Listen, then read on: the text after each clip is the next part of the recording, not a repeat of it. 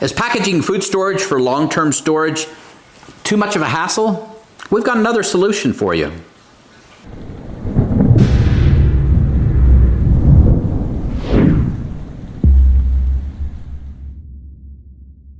Hey Provident Preppers, I'm Jonathan. And I'm Kylene. And one of the excuses that we hear all the time is that it's either too expensive or it takes too much time to package dry goods appropriately for long-term storage. Well, tonight we have a solution for you.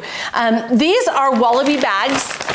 There are 5-gallon bags. Now, normally they're designed to go inside of a bucket, and then you pour your food storage in the bucket. But tonight we're going to show you a little bit different of an application of what we do. Now, these are 5 mil, right?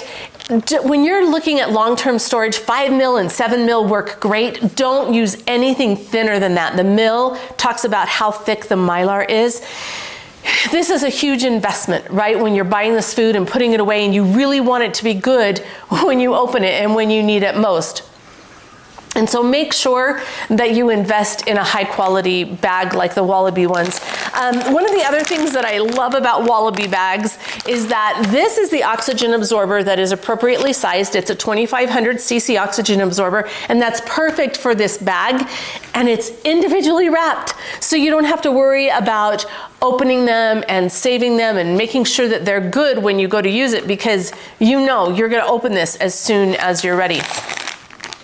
Okay, so this is all you need. This kit from Wallaby is like 50 bucks. About $50, yeah. So each bag and oxygen absorber is a little bit less than $3.50. And actually, if you use the promo code Provident5, they'll give you $5 off any order that you have. But it's not cheap, but it's very reasonable considering the quality of the bag. So all you need are the bags, the oxygen absorber, and a straight iron or a flat iron.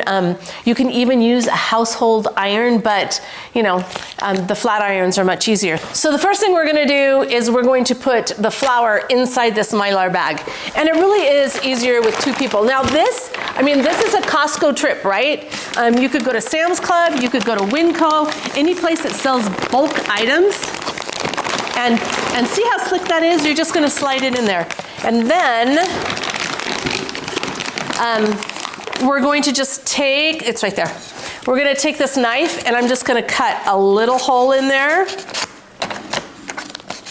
Not in the Mylar, just in this paper bag, and open it up just a little bit and slide that oxygen absorber right in there. And then we're gonna try and squeeze out not the flour, but as much of the air as we can.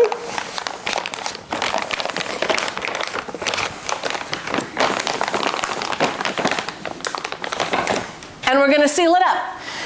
And the nice thing about it, this is a zip, so when you open it, you can reclose it. But in this case, what we're gonna do is we'll just pull this whole bag out and dump it inside of a bucket that's in our pantry.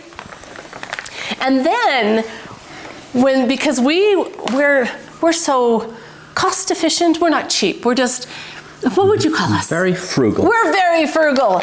So the next time, you want to seal that again. Feels like some of it didn't quite seal. So the next time we're just going to cut this off. We're going to lose the zipper, but we're going to put it, so when we pull this out, we'll put another bag of something in there. And then we will just reseal this. And this bag is going to continue to get smaller and smaller and smaller every time we do. But then that's so cool because we can reuse this. Now, one of the problems with Mylar is that it's very susceptible to rodents. Also on my trip to Costco, we picked up some of these big tubs. Now, we're gonna go through and show you how we're gonna do all of these, but if you put this in there, you're gonna wanna make sure that it's positioned where you're going to keep it, because even Johnny isn't going to be able to lift this if it's got 300 or 400 pounds in it. Yeah, well, it would be close. It would be close. It would be close. Okay, one of the other things that's super important to do right away is to label this. This is bread flour. And Wallaby does send you with labels if you want to use the labels, but Mama likes to just write on the bag. I do. With the Sharpie, so either way. Bread flour 2022. And that's it. That's all it takes. So the next thing that we're gonna do are the beans. And same thing, open the bag, slide it in. Yeah. So when we stack them, it'll be better if it's flatter because we'll be able to get more in that bag. Okay, there you go, Johnny. Okay, so we're just gonna slit it and slide that oxygen absorber in there. And the reason why we're slitting it is just to make sure that we get the oxygen removed from where it's at. Now, sometimes you might wonder, like you'll see these bags shrink up. Tomorrow morning, these bags should have really shrunk up a lot. However, sometimes they don't. And as long as we're sure that the oxygen absorber is good and the seal is good, it's done its job. But remember that air is something like 79% nitrogen and 21% oxygen, and it's only the oxygen that is being absorbed. And so sometimes you really are, you're not gonna get that vacuum sealed look. Do you see how easy? Like, this is so fast. The rice and the beans, the white rice and the beans, seriously, packaged like this, you could get a 30-year shelf life out of it. Remember, brown rice has too many oils in it, and so you'll have a really short shelf life. You could still package it this way, but you're not gonna get 30 years. You'll be lucky, depending on the temperature that you store it at, you're gonna be lucky to get a few years. So, let's move on to the next one. Now, the sugar is different.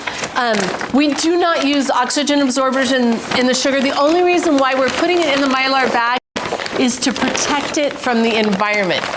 It will readily absorb moisture. So if you're doing salt or sugar, just slide it in the bag and it will seriously protect it so well. Okay. See, a guy can use one of these too. But he's not as good at it as I am. No, definitely not as good. So seriously, isn't this so slick? Like, now it's all ready for storage. You need to protect it from those rodents because believe me, once you see the rodents attack these Mylar bags, you'll know that they just aren't thick enough to protect from rodents. But as long as you have a secondary container, you can also do this in the buckets with these 5-gallon bags. But if you do that, then you need to dump the contents of the bag into the Mylar bag, and sometimes that's a little bit messy and takes a little while longer. And this is just so easy and so slick. Packaging dried foods in Mylar bags really isn't as difficult as you may have imagined. I'm tired and I hurt all over. One thing that you might want to consider is that even though these bags are insect proof, they're not very rodent proof. They don't provide hardly any barrier. So you might want to consider storing them in a plastic tote or bucket. So, no more excuses. Now for the question of the day. What is your favorite way to package your dry goods? Comment below. And thanks for being part of the solution.